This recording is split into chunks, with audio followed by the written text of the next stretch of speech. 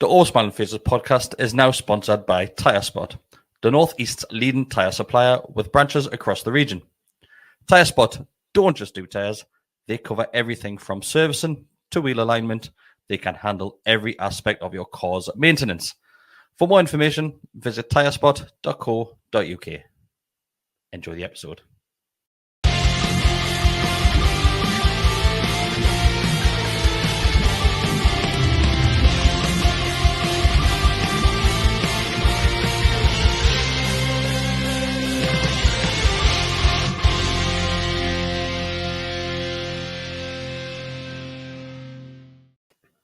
Hi, everybody, and welcome back to the All Smiling Faces podcast on the Gallowgateshots YouTube channel, where Decker's not here. It's just a three-way.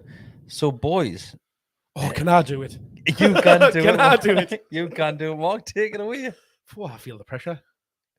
We're one of you now. Get in. As always, we're going to be talking a lot about football tonight. Mainly how Eddie Howe's Black and White Army absolutely destroyed Brentford. So if anybody does have any questions, get them sent in as soon as possible, and we shall go through as many as possible throughout tonight. Because, yes, I do want to talk about the match in general, but I also just want to wax lyrical about this football team as well. I'm okay with Fine that. by that? Sounds good to me. Fine with it? Yeah. Did we destroy them? Or did they kind of self-destruct? We definitely destroyed them. I think there's maybe a bit of both in there. Well, I think they self-destruct because of how good we are. Pressure. Fair. That's fair. That's fair. Pressured Yes, into I'm not saying that we self-destruct. weren't brilliant, mate, but it was, there's mitigation. We were definitely brilliant. Super The game itself, I have discussed this with Ian and Scott in regards to the starting 11. Mark, were you shocked to see that starting 11 be unchanged? Probably yes. You would have expected probably Saint to come back in. I know he's only had like a week's worth of training, but you probably expected him to be thrown in there. But fair play to Eddie Howe, he's kept his faith with Jacob Murphy, who I think had a reasonably good game very good. in his in the grand scheme of things. So I think he replayed that bit of faith in him. Joe Linton as well was a bit of a surprise. Them not training and not coming. That's back probably in. the one that shocked me. I thought, well, might see Joe Linton come back. I'm not necessarily saying because I thought, why, if he's not 100% fit, then there's no point necessarily risking him. Saint's he's more bandaged than man as well now. Like he's By the end of the season, it's going to be like the Mummy Returns, isn't it? It's absolutely crazy the amount of bandages that kid's wearing at the moment. It's ridiculous. But Joe Linton was probably the shock for me, Bestie. I don't know if I'd say it was a shock. I mean, when you've gone to Fulham and scored 4 past them, as they did last weekend, or the weekend before last, as it is now. Albeit against 10 men, though. Well, they didn't start with 10 men. Could argue Kosmetovic started, they did. But here's one. No, I think if you go to, even with that kind of, the Fulham red card, which came after 10 minutes? It was early on. It was really early on, wasn't it? I think if you go down there, score 4 goals, play the way they played, I think Eddie Howe's the type of manager who likes that consistency. Stick with a winning team. Yeah, and I mean, if there's it's not like we have actually from this weekend, we've got a run of 3 or 4 games within a fortnight, but but for the time being, the lads are playing well. Murphy played well at Fulham. I thought he played very well at the weekend. I thought Willock was brilliant on Saturday, which I've been a little bit critical of him over the past month or so, but I thought he was very good. Yeah, I think that was if you play Joe Linton, you'll drop one of Willock, Longstaff and Bruno, and out of those 3, it's Longstaff, isn't it? I mean, let's be fair. Yeah. I think especially... I thought Longstaff played very well on Saturday as well. Especially the way that was set up with Longstaff playing more of a forward role. Yeah. It would have made more sense to bring Joe in there. I think we did miss him, in all honesty, in midfield. There was times where... Bit of bite. I would just lack that bit of bite, bit of control in midfield. Ironically, when Joe came on, he came on at left wing, didn't he? Yeah, he did. Until we made the further change. Yeah. Can you say that we missed him when we were 4-0 up before he actually comes on the field? Because see, this is the thing. Like, even though spoiler alert, we won the game 5-1,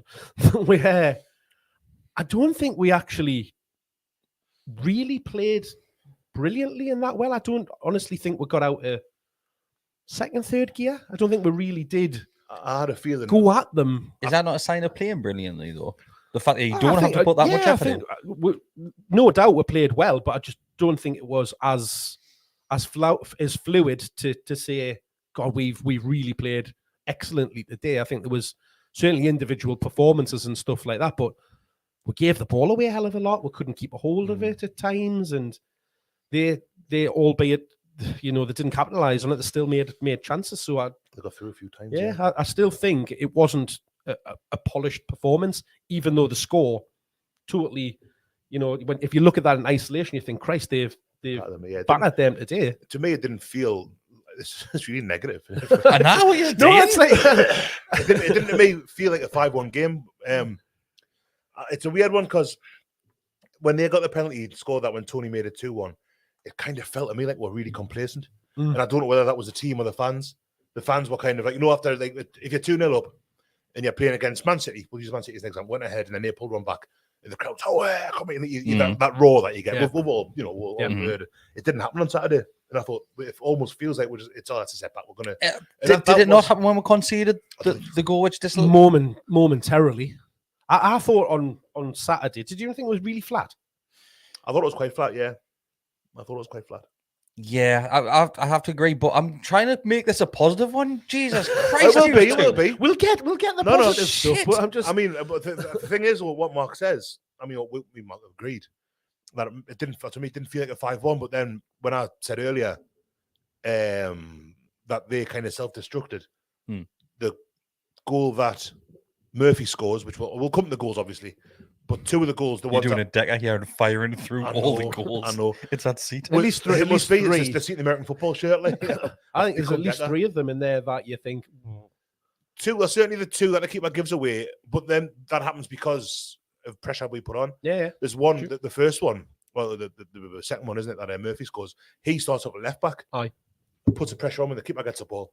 And then it's obviously Wilson cuts out the passing, and that's kind of how it comes about. So even though it wasn't like we totally controlled possession, I think we had 55, 60% possession. Yeah, we did. So we didn't just if we'd have put 5 past Bournemouth with that performance, and you think, it's 5-1, we'll pump them there. Mm-hmm. Whereas this one felt a bit more even. Brentford, I thought, were quite dangerous. Pope made at least 2 good saves, one of which he could really done better with. I think one that he kind of pushes back in the box a little bit. I don't know why he does that.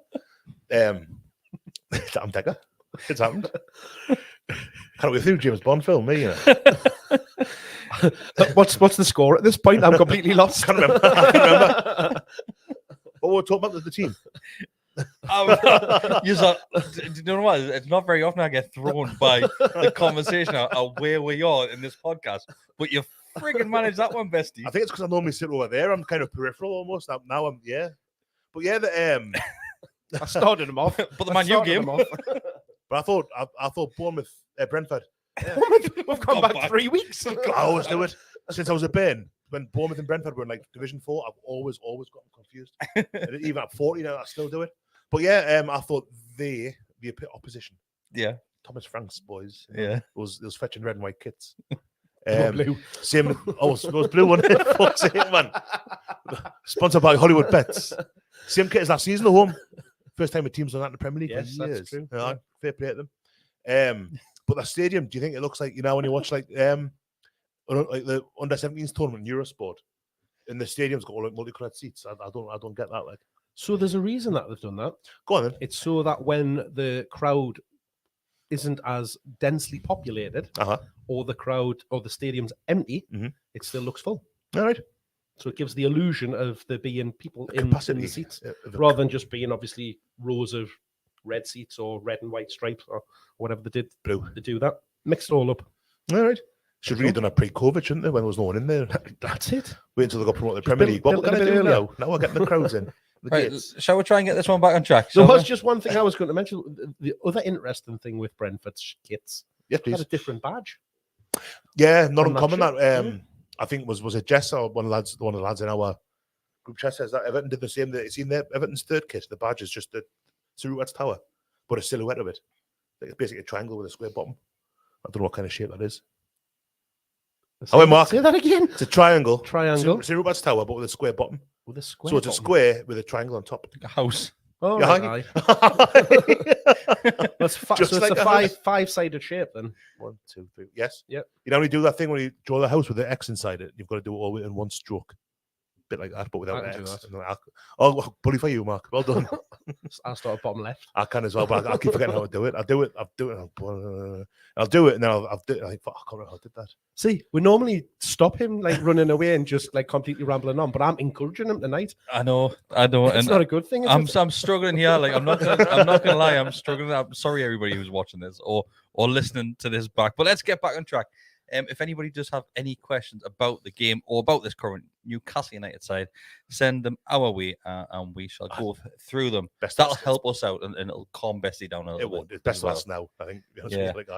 So the game itself, it was a very dominant performance. I would argue against that, and because apart from 5-10 minutes after the second half starts, Second half, yeah.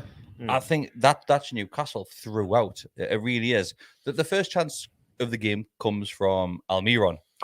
And ball over by Bruno, isn't it? Oh, absolutely fantastic ball by Bruno. And that's what starts the showcase performance from Bruno. And when Almiron gets that ball, Mark, you know which way he's going to go when he's in that position because he just loves that top corner at this moment in time. He absolutely loves it. And he hits that ball, and me and you are just stood waiting. We're right behind it, aren't we? And the way he cuts across and it's going in all the way. And then fair credit to the keeper. It's probably about the only thing he did right all game. He pulls off a cracking save. He had a poor game, didn't he?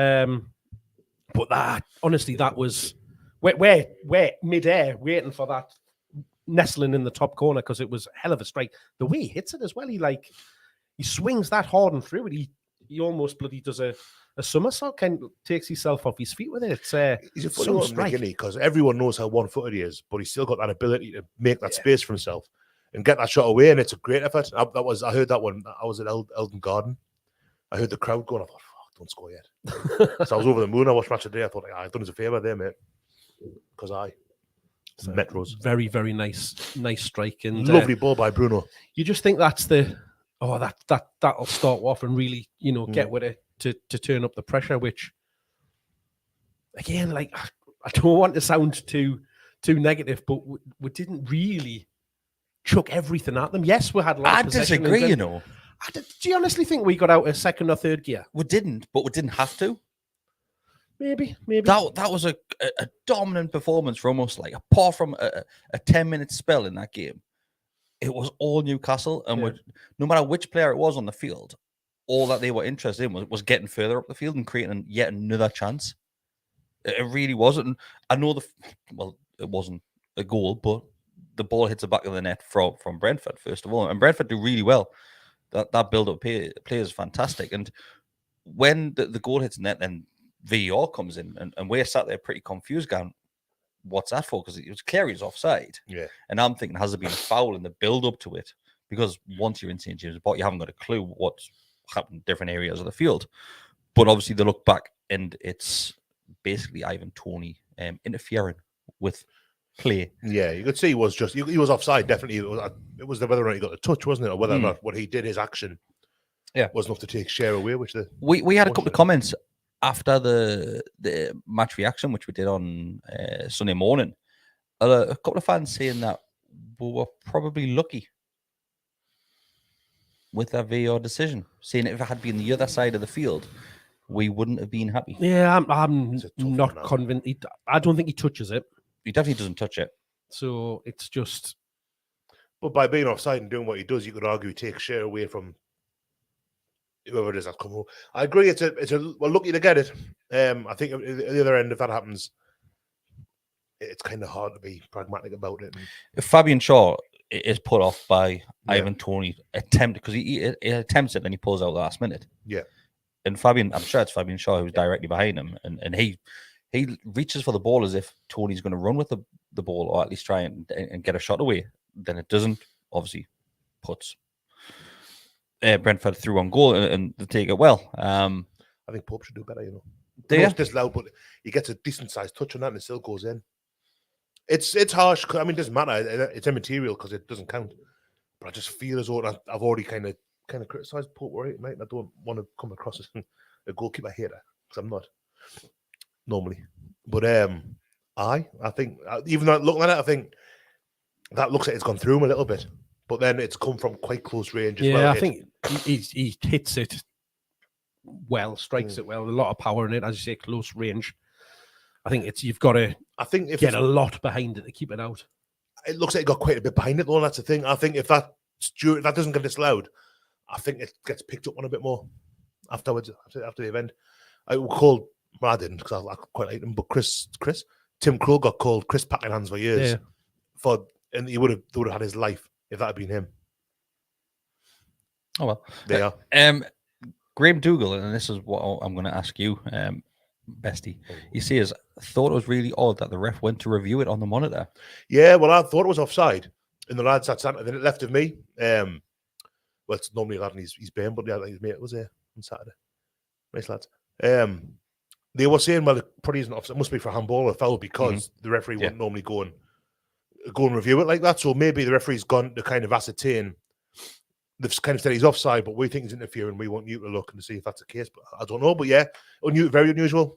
Yeah, that was kind of the consensus in the ground as well. And that's why I didn't think the fact that he went to the monitor. That's why I didn't think it was offside, because you would normally just have the VAR given it. I'm thinking is that something happened in before that is then caused it. And is he going over to look at that because there's been an incident to lead to maybe a red card or something like that, or?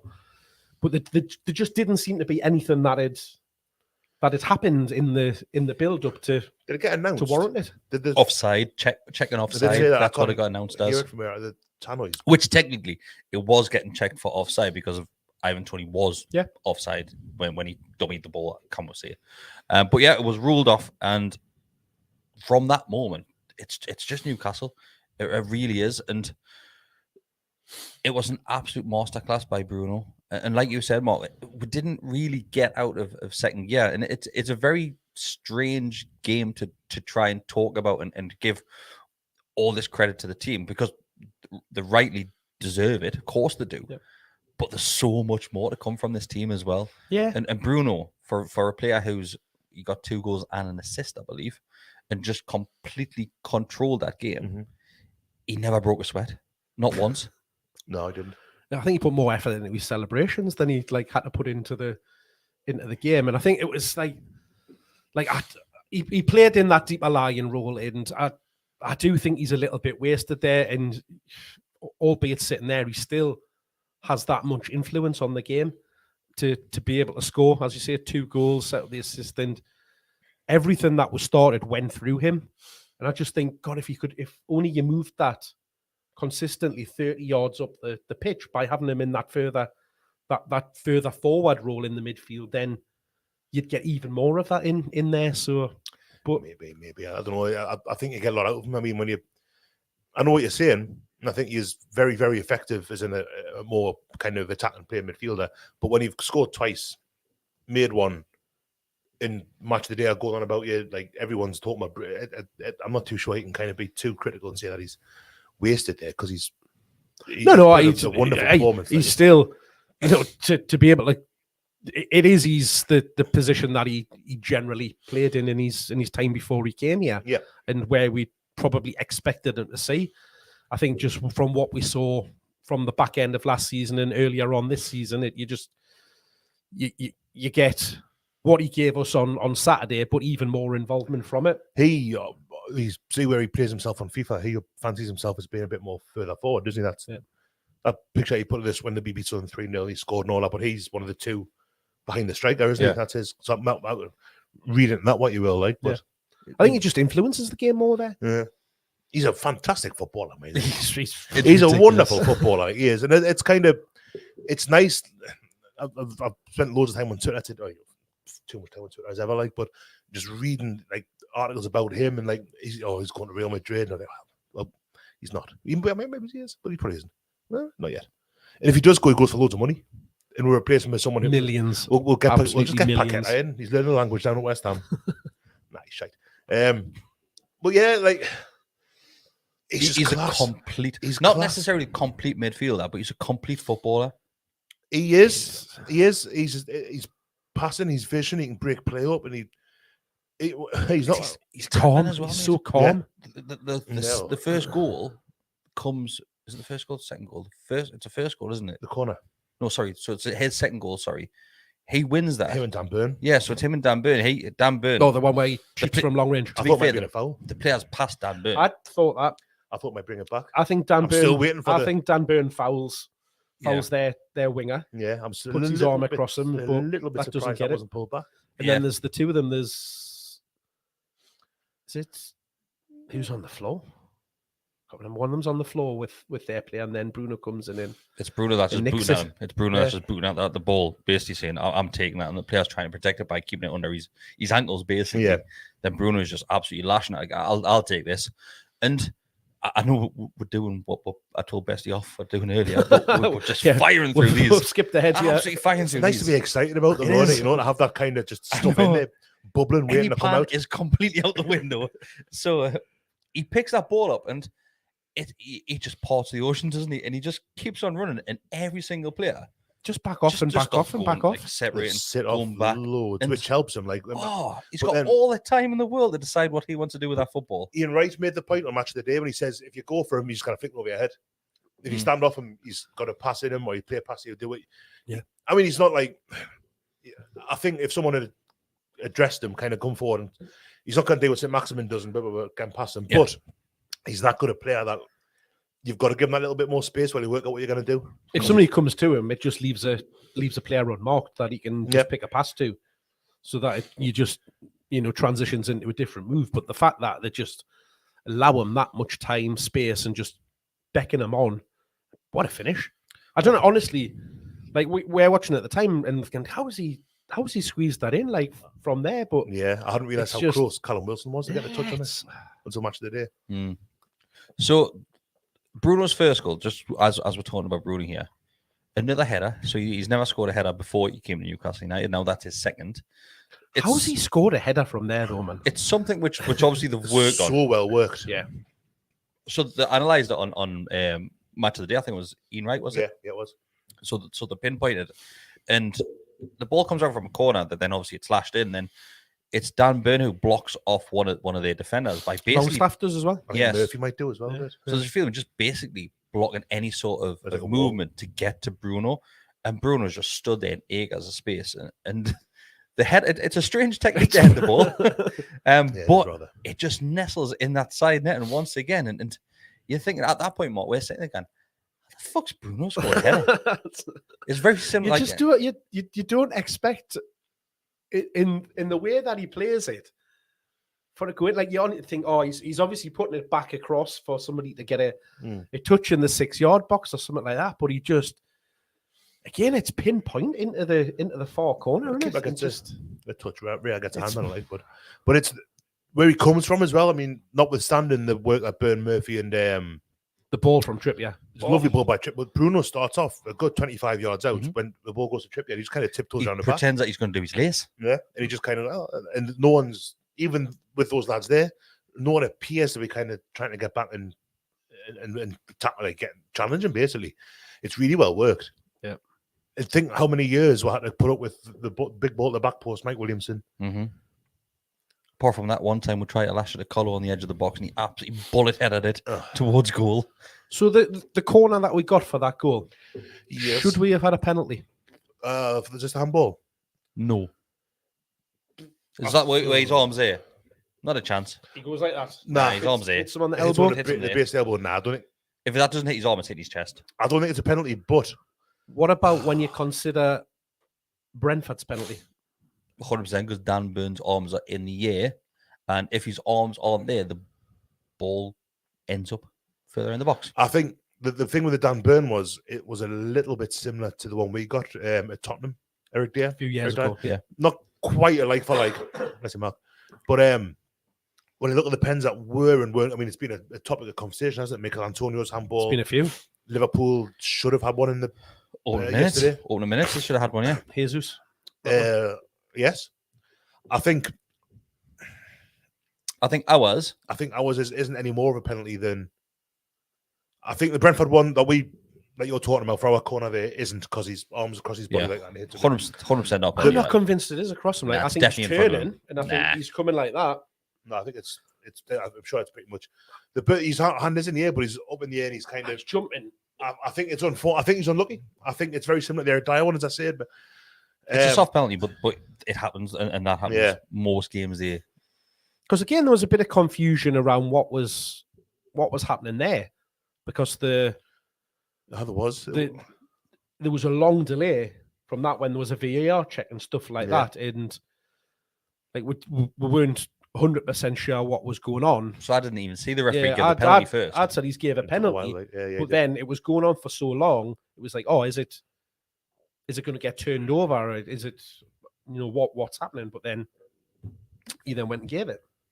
Did he review that one, or was it just straight given? I think given, just in the headset. It went on for a long time, though, didn't it? A minute or two, yeah. I think they've probably been checking for offside once again in the VR studio, wherever the hell that is these days, and still Stockley Park. Is it? Got no idea. So they always seem to say on no idea. Stockley Park. All the ref watching stuff on Sky Sports News this morning, they said it shouldn't have been given. Like, shouldn't have been. Really? Yeah. I think it's harsh. He's not looking at the ball, even though the ball's coming back into the box. It's not. It's this thing about the arm being in a natural position, isn't it? And does Burn have an unfair advantage because he's got half a finger missing? I mean, it's hard to say. But I think he's a bit unlucky. I think it's stopping the direction of the flight of the ball, isn't it? Yeah, but he's not. It does with the current rules, though. He's not intending to stop the flight. It's that old classic of ball to hand, isn't it? I know, but if your arm's out by the side, it's not a movement in the arm. But if your arms are down and it hits your arm and stops it going across the 6-yard box, you're not intentionally handballing it, but you're still stopping an opportunity. Just the distance that it's being played not still matter, because you get somewhere it's being played. Yeah, to the one that we. Well, he's behind him. He jumps. They're both going up for a header, aren't they? They're jumping up. The guy behind heads the ball back. It's the old thing that hits his arm. The old thing that you can't jump without using your arms. Without kind of get leverage. He's not doing that, is he? I get it, right? I get it. It's soft, but it's a penalty. I don't know if it is. I mean, it was in the score, so obviously it is. But in grand scheme of things, but I think I think if they win 1-0 and off the back of that, there's a lot of noise made about it. Like, I don't think there is. I think probably if you'd be heard by it, of course you would. But I think we'll get some of those this season. Oh, I mean, I think there would definitely be a load of noise. Look at what happened at Anfield. Yeah, true. And for me, nothing wrong happened at Anfield. It was just bad luck. The way it worked out, but people were going mad about it. People are still. Yeah. So obviously Liverpool had that thing with Arsenal yesterday, and there was all that extra time and the handballs in the box, and they were going mad about it. Did you see how long was added on yesterday as well? It was like 3.5 minutes after the stoppage time. And I get it's a minimum sort of bullshit, but it was a long time afterwards. I was going wild on the touchline. Absolutely fuming. No, I do. I think I can see why it was given. I can see exactly what you're saying, Chris. I think arm up in the air and all that, and it's diverted the path of the ball, whatever. But I think the distance that it's come, the fact is he's got his back to the ball, and he knows nothing about it. You can't jump like that, but what's the point? Yeah. That's it for me. The fact it's came from behind him. From no he's got no idea that ball's coming back, so he's not trying to gain an advantage by handling that ball. I don't think it. But the fact that we don't agree 3 days later, having the benefit of replays and stuff, shows that it's not cut and dried, is it? So if he's given a penalty, you couldn't class it maybe as a clear and obvious error to give it their way, which was always the baseline for VAR. So it's in that regard, it's right that they didn't overturn it. Okay. So if we look at the man who was playing alongside Dan Burn, Sven Botman, what a player he's going to be, He looks good, doesn't he? He looks very, very good. And we spoke when he first came in about if he would get a starting spot in there, because the centre-backs were having a pretty good time. Do you think now we're looking at, can Target get back in that team now? Strange, isn't it? Well, he came on the right back, didn't he? Yeah, he did, yeah. I don't know. It's a weird one, because I would probably start Target at Old Trafford the weekend ahead of Burn. I think Anthony's. So then who do you drop? Burn. You drop Burn? Yeah. And keep Botman and Fabian Schär.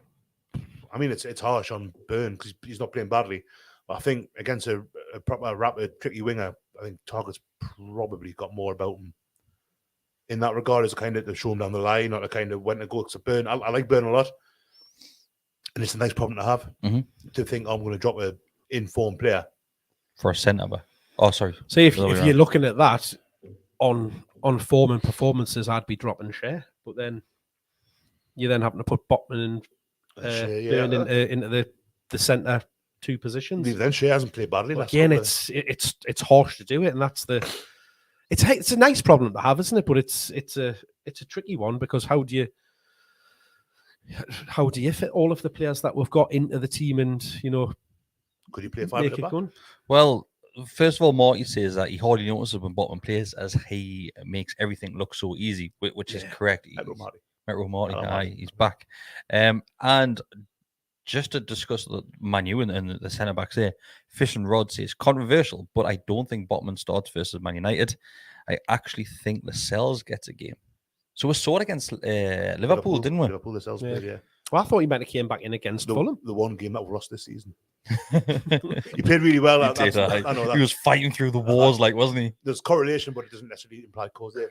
No, I think Lascelles. It's when he done that shocking interview where he's clearly concussed. Was that that was Liverpool? Was that Tranmere game? Yeah, he was bust by that centre forward. Aye. But Trippier went down a couple of times at the weekend, and then obviously he got substituted. So touch wood. I hope there's nothing wrong with him, but that could be something that I don't think we'll see the changes well on Sunday. I think you'll see them at Everton, if anything. Next Wednesday. Yeah. Because obviously you've got the game on the Sunday, then you've got one on the Wednesday night. Yeah. That's where you're going to see changes. Would you not bring Joe back in? Give you that bit of bite in midfield against Man United? I don't know. But this will all be covered in the match preview, which we'll be doing through the week as well. He played that well against him. That was, for me, the Man U game at home. Turning point, wasn't it? This is Old Trafford. But that was the big one. Was it Boxing Day, December 28th last year, when he was absolutely incredible. That was the start of Joe Linton for me. That was the rebirth. So this one is from Matthew Slater, who also sends in a donation. Thank you very much, Matthew. Thank you, Matthew Slater. Says, hi, lads. Big fan of the podcast.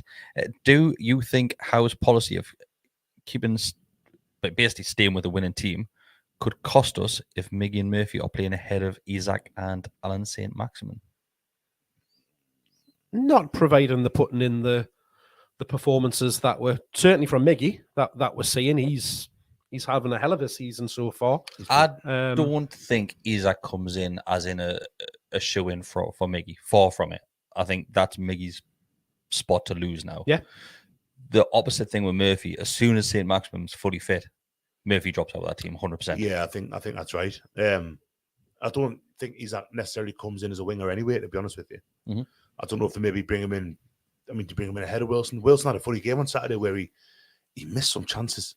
He missed a good few chances, but then you look at what he did for the second goal, and he played really well. But there was one where he turned his left foot in front of Gallowgate and put it wide. There was a header that he totally fluffed. It's a great quick free kick as well. That was dinked over the top. And nice, to be fair, he wrestles the defender out of the way, and he does well to even manage to get that chance. But he drags that one wide as well. 2 or 3, I think. If he's got his shooting boots on here, we was 5 or 6 past. But it's great. It's a great thing to realise when Wilson isn't firing and you've gone and scored 5 goals. Totally. He brought so much more to the game in his performance than just goals. Do you think at the weekend? I think his link up play, as you say, he's closing down on the defence. His work rate is what caused a lot of those openings and helps us to then do that high press and put them under pressure. And I think without that, you don't have the game that you see the other players behind him having. I think Isaac's a very different player to Wilson, isn't he? So I think you can't play that way.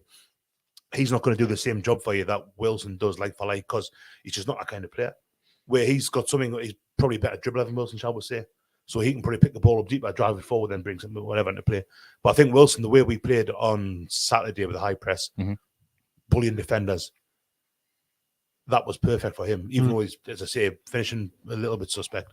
But then I was going to say there, something I thought of on Saturday, Ivan Toney does a very, very similar job for Brentford. Almost like he's modelled himself on Wilson, where he's chipping away defenders all the time. He's a bit of a nuisance. I kind of stand the bloke, but if he played for us, I'd love him. But I didn't. But if he played for us again, the first team, like, you think that's the kind of bloke you want leading your line. And for me, a very, very similar kind of outlook, quite similar attributes as well. I thought he was kept pretty quiet, like, to be fair, by Botman and Shea. I don't know about that. Yeah, he didn't. I mean, he wasn't exactly. I think it's just because the ball wasn't that side of the field. Yeah. But you see how he puts himself about, and I think he is Aye. a bit of a talisman for him. It's his second season there now, and he scored some goals. Well, there was a moment in the first half where he was swinging around on old Fabian Schär's neck and That was a weird one. That. spun him through a 360, and the referee just went, "Oh, just play on." Nothing happened. Did he spin him through a 360, or did Fabian have a little bit of a? I think it was a bit of both. Like, Yeah. but I think it was the second half. That wasn't a second half. We were going up for a corner, and that's when he gets dragged round. That was the first. Was it the first? Was it? yeah. Technicality, I yeah. thought it was the second. Yeah, it was quite because he got booked not long after that. Aye. Because Yeah, that should have been his second for me. Like, Oh, I don't know. That first one's a bit. I've not seen it since. I've only seen it as it happened, and I kind of felt, well, if it's a red card, then I don't would say it's necessarily gonna think be- it was a red, but there was definitely the way the referee dealt with it, and the way Shea got up and just ran away, I thought after a bit, like, there's not much in that. Well, 10 minutes later, we- Shea went over and had a bit of a discussion with Tony. Did he? Like, aye. I missed that. He got his there was chance and had a some- bit of a chat. Aye. Then the referee came on and he went like this. There was a, Oh, there you're right, because it there was just some before half niggle. time. Yeah. Because it was just before the half time whistle. The referee went over to Fabian Shea and went like that. Aye. So he's obviously been Aye. in his lug and God, hoying I a few love elbows Shea, in. And I love Shea, me, I love Fabian. He's absolutely class. But it's, do you know what it is? And this is one of the discussions which we're having a lot this season, and probably towards the end of last season. We've now got a team that is full of these players. That was a simultaneous like lift up there. Jesus Christ! Did anybody else notice that on the camera? We've now got a team of players who are fighting for a position. It's not like a case where previously we were worried if a player gets injured because you're knackered. You're literally knackered at this point. And now we're sat arguing here to see who's going to be in that starting 11. And that's without even bringing the name of like Shelby's name into it yet. Yeah. Yeah, so Back in training. He is. Back on the grass. Back I on the read the grass. other day. Yeah, that was the quote, wasn't it? Never smoked astroturf. But it's weird, like that target can't get into the team at the minute, isn't it? Like, Yeah. considering what he did for last season and the consistency that he had there, and He hasn't done much wrong this season for me, to be honest with No, you. no, it's just I think it's quite harsh Burns how he's just been dropped. doing Burns just great, so well. Tell you who else can't get in the team. Martin Dubravka. That's weird. Aye. Not even making the bench. Or the bencher's bench. He's like 4th, 5th choice at the minute, isn't he? It's really strange that, Yeah, well done. He's not even making the bench for the European games. isn't he? No. No, I don't know what's going on there. Crazy. Grass isn't always greener. It's not. John Joe Shelby back on the grass. But yeah, it's a great headache to have for Eddie Howe, and that he's got players coming back from injury, looking at getting game time, and I don't know how he's going to manage it with some of the characters in that dressing room. You'd hope that yes, they would all be in unity, but players want game time.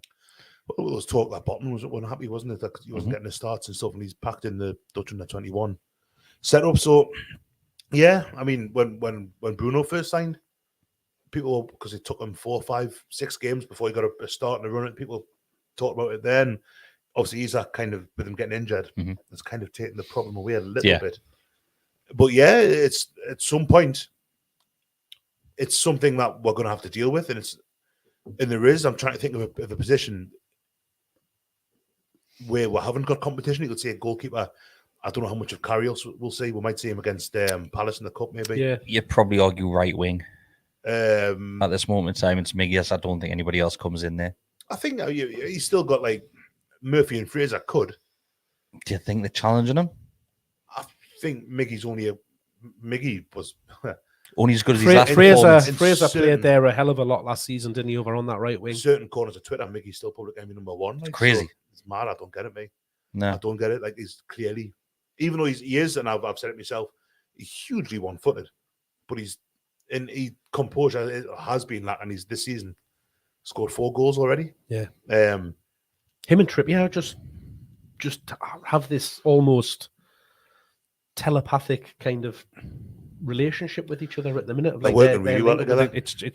It's just clicked, hasn't it? but there again, Miggy, before the season started, everyone, and myself included, was saying, we need a right winger.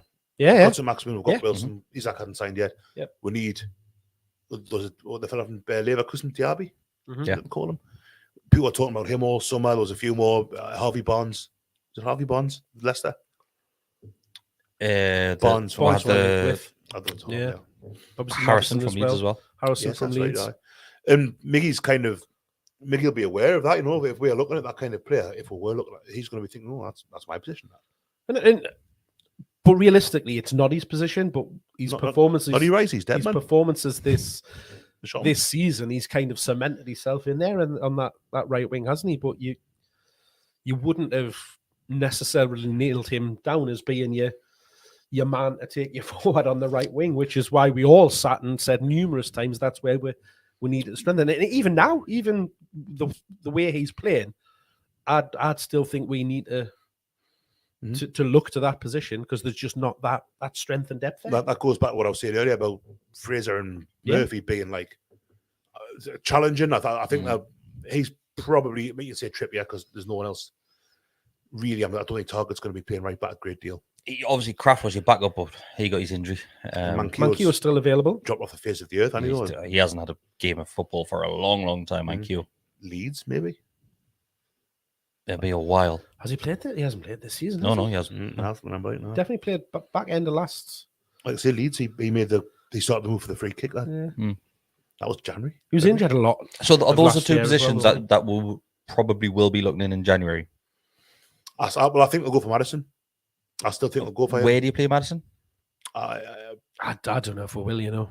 I think not that we've got Isaac.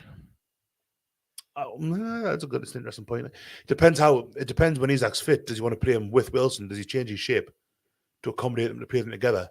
Or does he play one, keep one on the bench? Does he try Isaac out in the wing? Wilson played out wide under Bruce for a little while. Let's not forget. Played with Mickey through the middle, didn't we? Yep. So I mean, it seemed to work for a little while as well. And then Joe went up top and Wilson went right against, was it? Well, Joe Linton was the centre forward. He was signed as well. Yeah.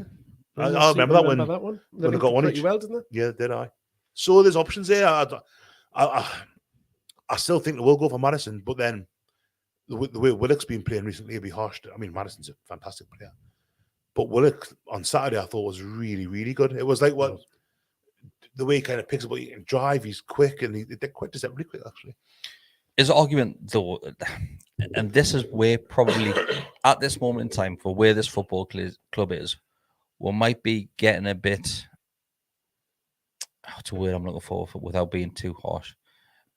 A bit too involved with certain players and a bit too emotional, and a bit too attached to certain players. So Joe Willock, yes, he's been having great games, but somebody like Maddison, Willock's out that team without question. Yeah, I think that's a point where sentimentality's you have to be ruthless. Come out of it, and I mean, the point was made towards the end of last season. George Coughlin wrote a piece for The Athletic that was about the promotion team, the players that were in there, like Gail Ritchie, Kieran Clark was in there. There was, I forget, Isaac Hayden, Shelby, and you're seeing these are blokes that are like, it's a bit of a special generation because they signed in the summer of 2016, got up as champions, kept up for a couple of years, and then got older. Kind of Kieran Clark left because he was see, that's the thing. He wasn't playing well, but he did a really good job for a while. He did. I like them. Out of all of them, out of that group, I think Clark's the one that I kind of feel a bit. It's a bit of a shame. It went downhill. How it did for him because he was a huge part of that promotion team. And I liked him for the first couple of years. There was one year where I'm sure he was top scorer in like October or something like that. Might be the COVID season, when Bruce's first season, perhaps. But yeah, and you can see why people get like that with certain players. I think Shelby won at some point. We talked earlier about did he play him, Burn, Botman, Lascelles. Lascelles was in that team. Lascelles was a huge part. He was obviously captain. Is still captain. At some point, the team's going to overtake him. I mean, it already has really, but the squad's going to overtake him to the point where our fourth choice centre half is going to be better than he is. Yeah. So. Yeah, it's a dreadful business in that regard. Like, I mean, it'd be lovely to think that we could just kind of, like, you couldn't, like, I don't know, make more asthmatic and give more inhalers and get more right. You're going to be like some managers do. Allegedly. I've not named anyone, so I've not got to say allegedly. How about Jurgen? Allegedly.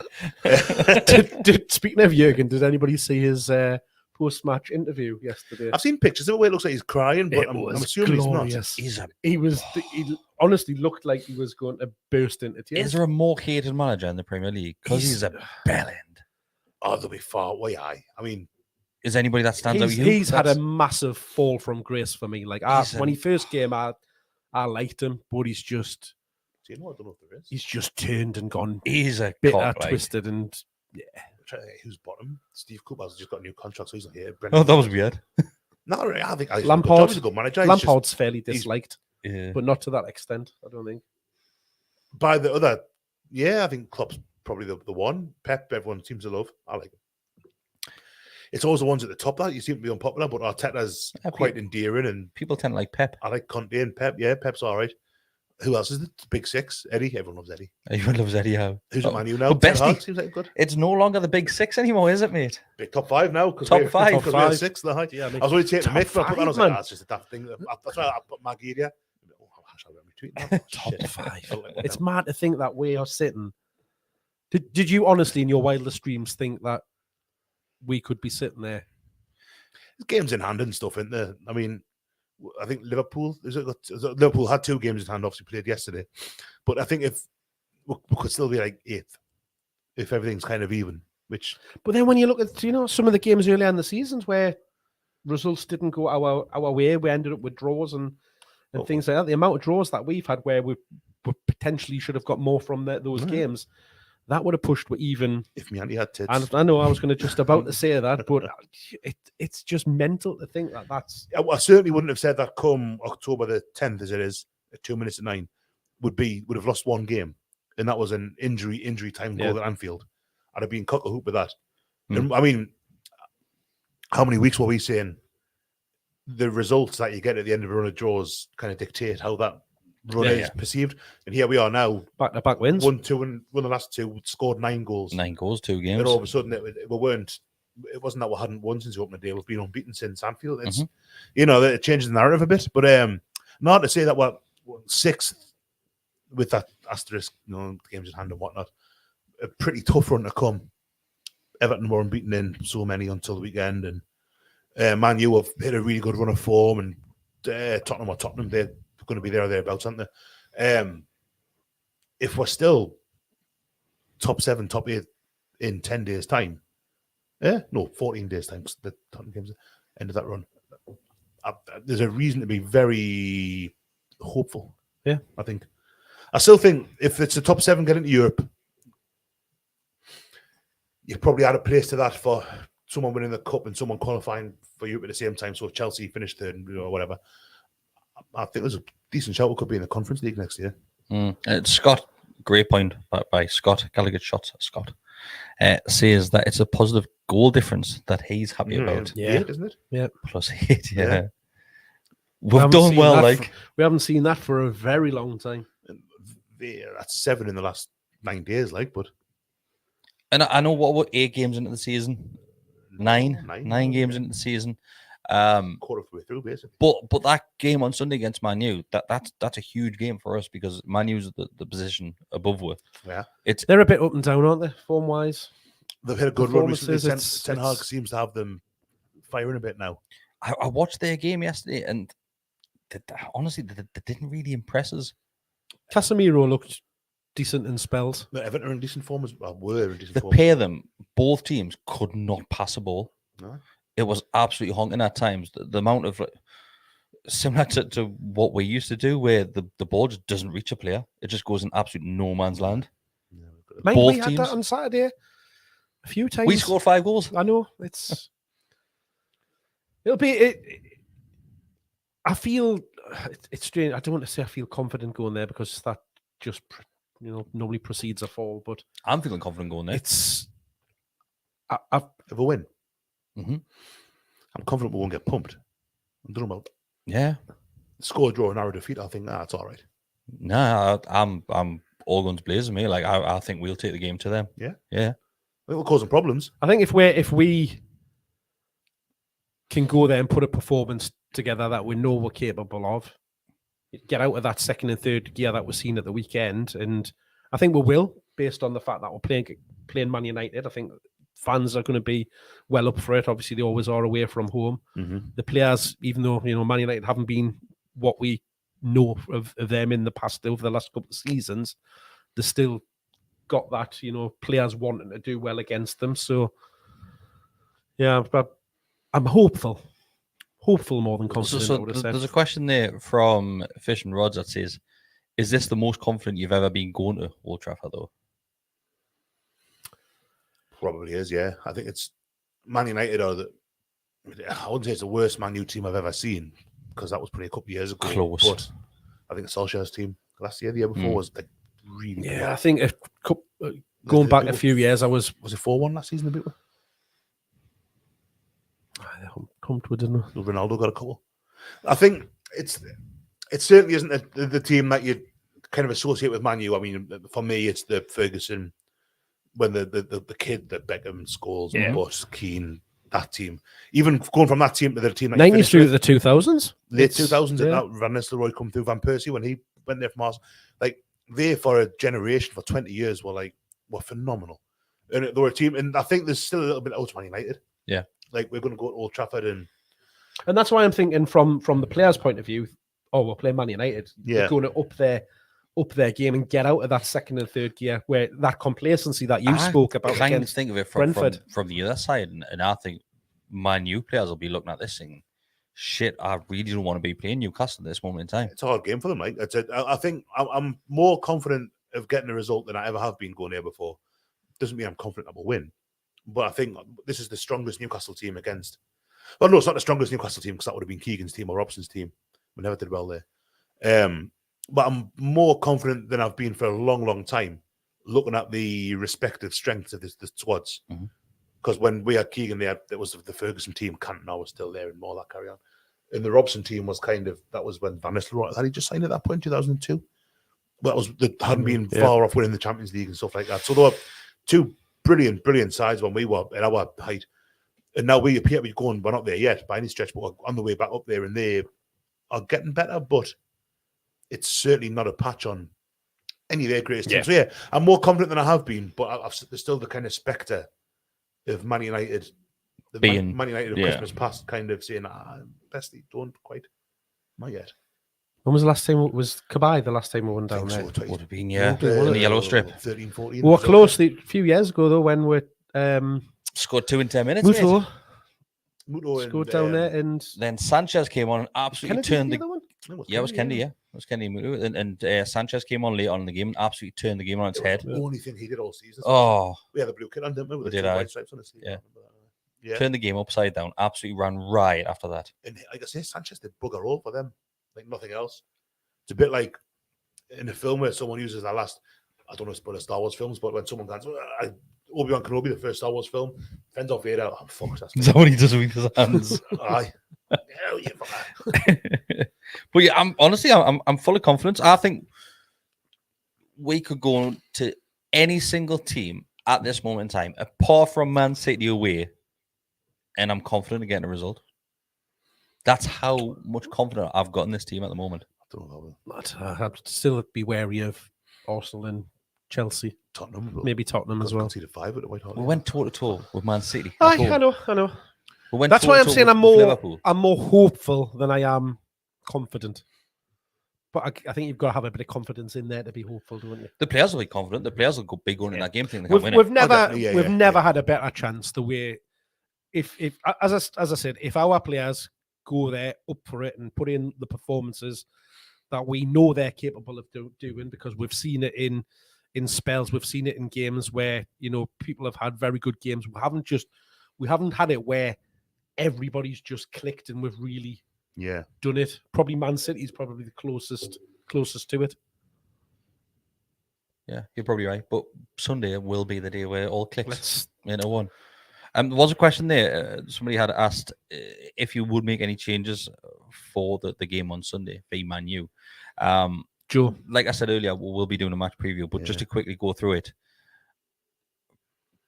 who do you replace for Joe? Joe for Longstaff. And Murphy keeps his spot. And Dan Burn keeps his spot. That's silence there. I know. I think the first change will come at left back. I think Target will come back in, like we've said. Do you? Mm-hmm.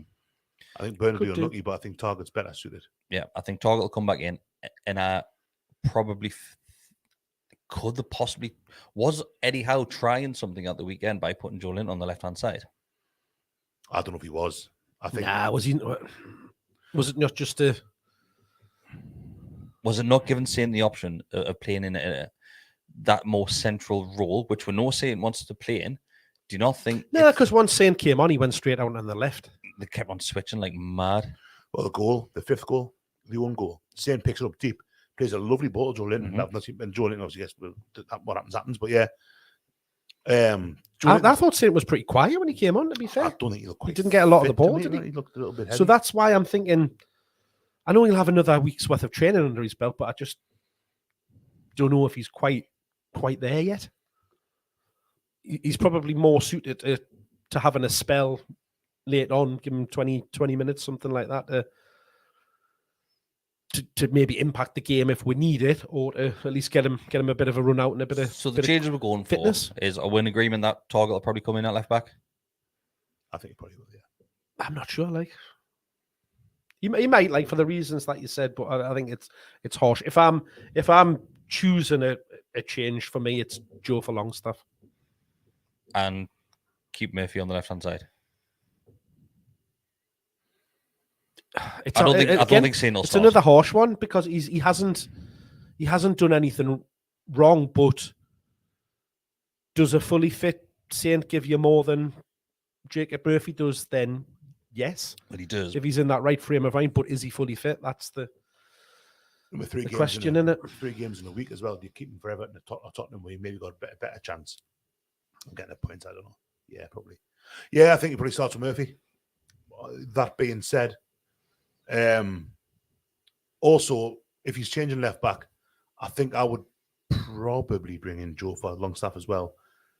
How many changes do you want to make with a team that's scored 9 goals in 2 games? Exactly. Yeah.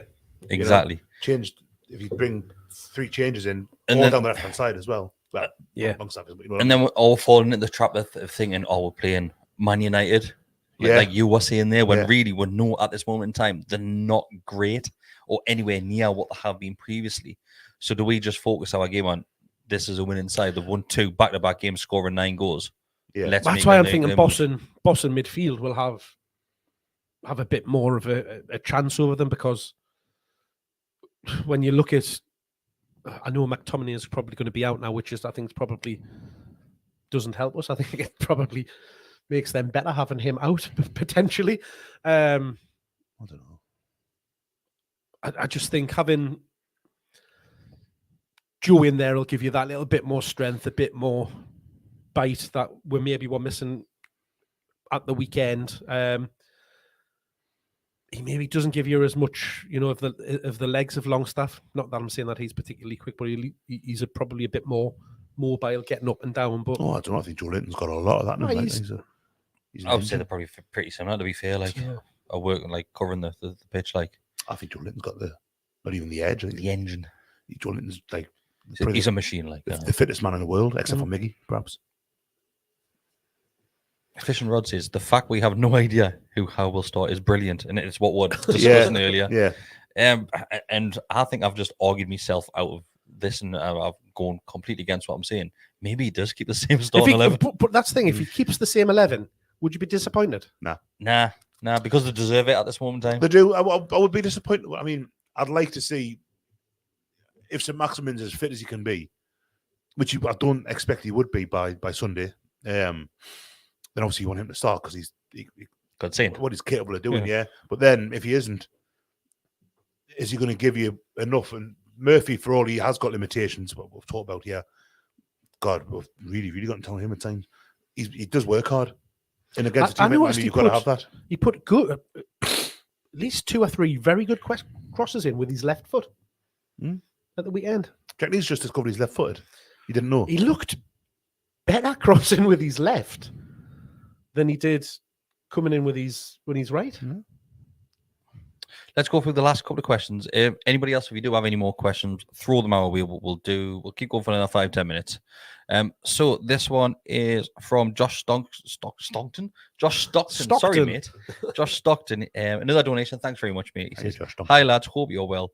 I could get used to us winning. I can't remember if I've asked this before, but where do you think we can finish this season?" He goes on to say, "I think we just need to concentrate on getting the 40 points ASAP and take things from there." So my prediction on this one, I think we will be around about 8th come January. Okay. January. Yeah.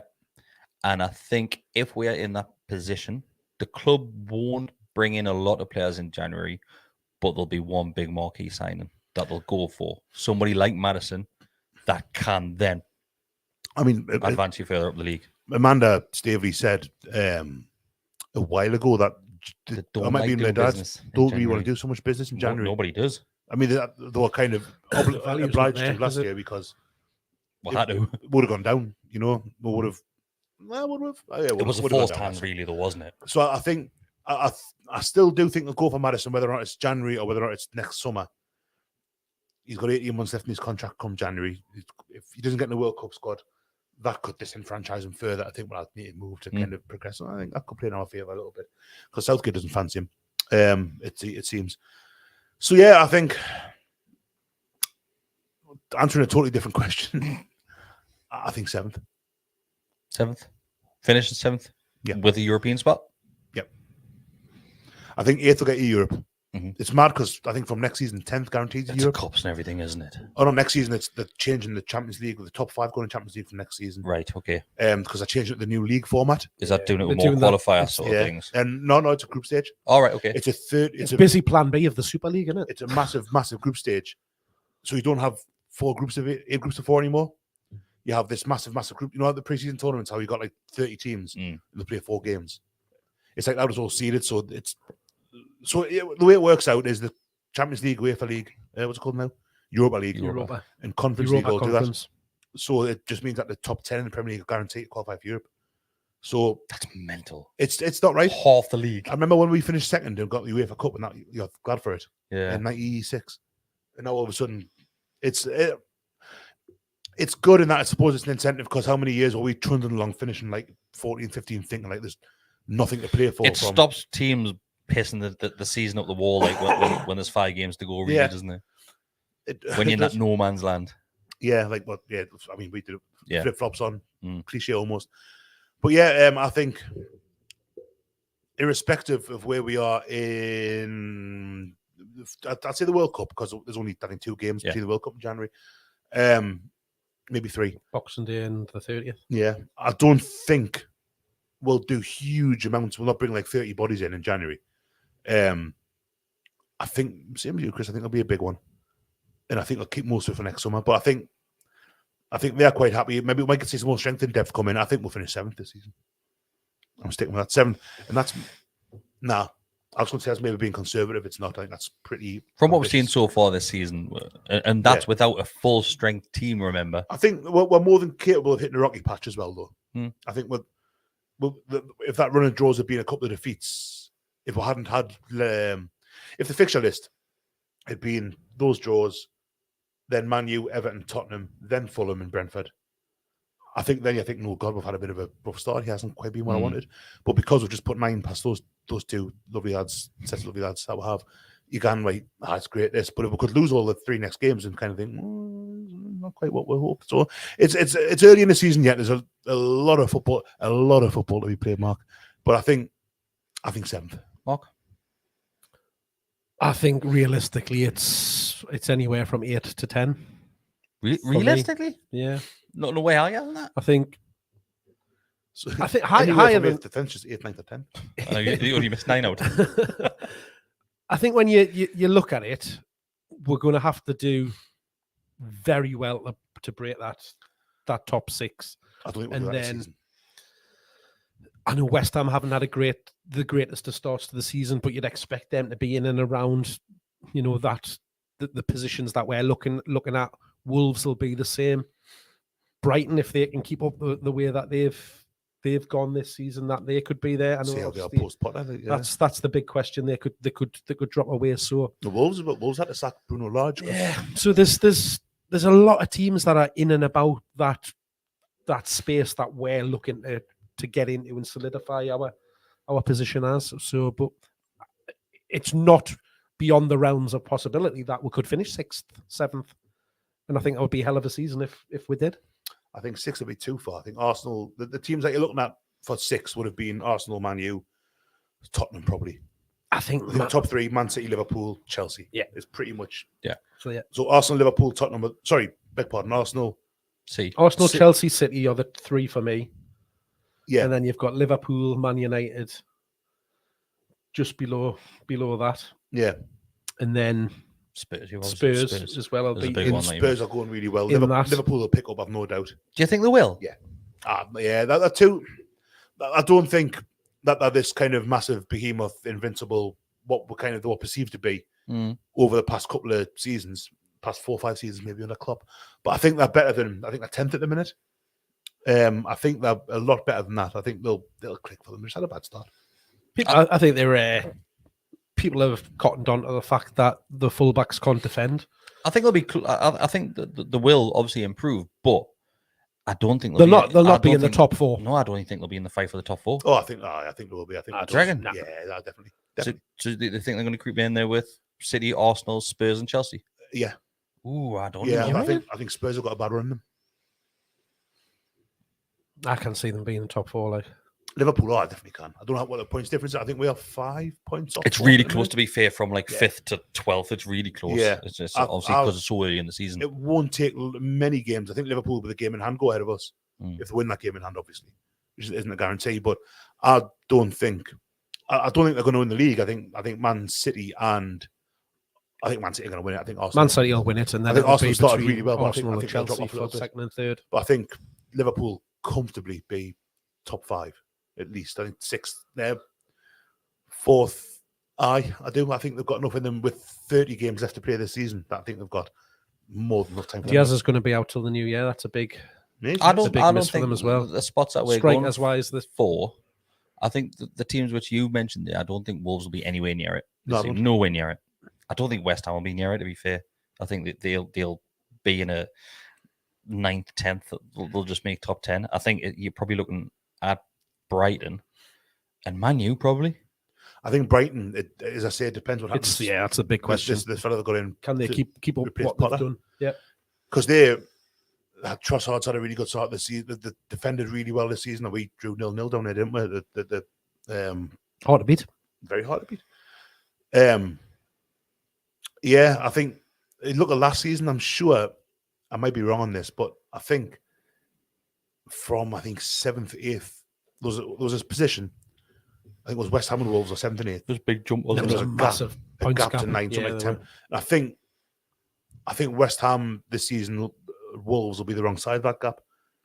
I think if not saying that's going to happen every season, obviously, but I think that we are good enough now. I think as looking how we're playing, the results of getting how Eddie Howe managed them, and the resources they've got to bring players in if need be. I think we are more than capable of finishing the right side of that kind of mid-table area, where I think Wolves will be in that probably towards the bottom end of it by the way they've started. Leicester look knackered. Leicester. This is why I think, and I know we mentioned Maddison quite a bit in this, and there will be other teams looking at Maddison. Of course, there will be. Yeah. But I think we can offer him something at this football club, which no other team probably can outside of those challenging for the Champions League spots. Journey would get it. He wouldn't. Obviously, Man City, he wouldn't. Liverpool, get a game at Man United 100%. Liverpool, maybe if Henderson ends up getting different player, though, Henderson. He's a different player. He just fills in the spot, though, doesn't he? No, but I mean, like, he is. But there's players. I think Newcastle will be the one. I think we'll get him. I really do. I think he wants to come. We clearly want him. There's been talk over the past week or two that we're going to increase our bid to what they want. I think he'll come. I think if he walks into that Man United midfield, if they're interested in him, Roger makes a great point. He says that Maddison could just stay at Leicester and look at his options again in the summer. Go in the summer. I think that might be the case, possibly, unless he spits his dummy. I think it all depends on the position of Leicester. If Leicester are struggling and he doesn't get in the World Cup squad, or he gets in the squad and doesn't get a game. Tielemans was the other one, wasn't it? Yeah. Obviously, he was massively linked to move away in the summer as well. He's got players well, Tielemans. But to be fair though, Leicester will look at selling them in January. They can't not. They can't not, because they will lose an absolute fortune. But there's so many. There's always between still, if they kept him till the summer, that he'll still command a good fee in the summer. Yeah, it's the following January that I think between January and the summer there is a big chunk drops off that price tag that you can get from. I think more from the summer to next January. Yeah, I think once he's into that final year, for sure. But going back to the Kris, can I bring you back on track, please? Of course you can. I think there's a gap between, say, 10th, or a cluster between 10th and I think 7 and 10, isn't it? It's no, I'm saying lower. I think 10th and maybe it's like 15th, 16th. They've got like Southampton will be in there, Palace, Wolves, Fulham, yeah, Brentford, Bournemouth, maybe if they can keep. See, I'd see Palace and Southampton in that higher little. I think we might be on our own this year in that gap between 6th and the rest, as it is. I think looking at the house, I mean, we might even. I think we might be closer to 6th than. It seems like there's been a lot of teams that have dropped off Yeah. from that. If you look at Leicester and Wolves, West Ham this season. It's a three that just seem to have dropped and their levels have just gone when ours have gone in the opposite direction.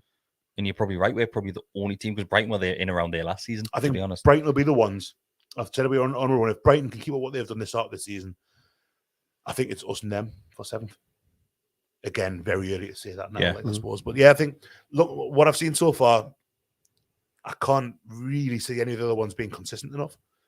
They all take points off each other, and I think Forest look again. You can't say someone's doomed in October, can you?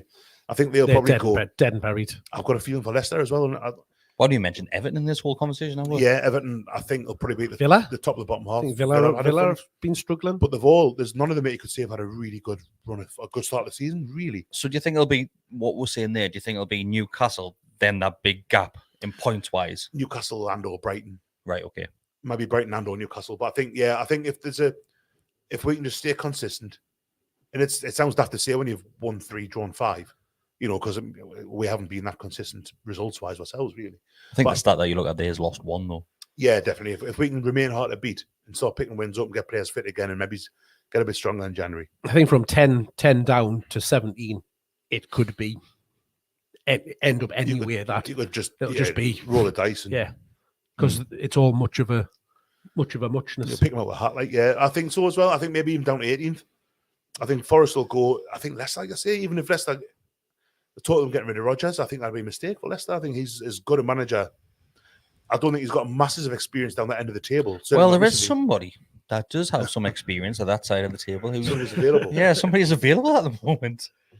Over 1,000 games. He's a lovely family man. He is a family man, yeah.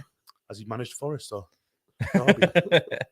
He's had a few in the Midlands, and Leicester's not too far away from it. No But stranger at Melton Mowbray Pie. No stranger at Melton Mowbray Pie. Right, I'm gonna call it a night on that one. Thanks everybody who has been watching tonight. Thanks to those that have subscribed. We did hit 9,000 yesterday, so we now have 9,000 subscribers. So we are gonna push for 10 now. So we're gonna have. You know what helped me get 9,000 subscribers? Nothing helped with, did it not? Oh, he said, I wasn't listening. I thought he said, you know what we get for Do you know what helped us get 9,000 subscribers? What helped us get 9,000 subscribers? Mark? People pressing the like button. All right, okay. So if you're still watching us now, just press that like button, please, because it helps out massively. So if you press the like button, people think, oh, look, this is really popular. We'll appear in people's feeds. They'll start watching and then they'll subscribe. Maybe. So go on, hit that like button just now. Doesn't cost you anything. Just hit it. Press it. If you do want to go that step further as well, you can become a member. It is just $2.99 a month, and you do get early access to a lot of the videos which go out, including the match for you, Fantasy Premier League, and you should reactions. Know this. You should know this. Honestly, there's so many at the minute, mate. There's absolutely loads of content going out. You're almost looking at least one video show podcast a day. If anything, 9,000 feels a bit low to me. The amount of frigging effort that goes in, That's because not enough people like the videos. If only they liked it more. Just press that like. Maybe just because we're shite. Thanks, everybody. Been a pleasure as always. Like Mark said, don't forget to like the video, subscribe to the channel, and we shall see you next time. What you guys are doing? Goodbye. See you next week. I'll play the video as soon as I find it. I haven't talked about the goals yet. What was the score?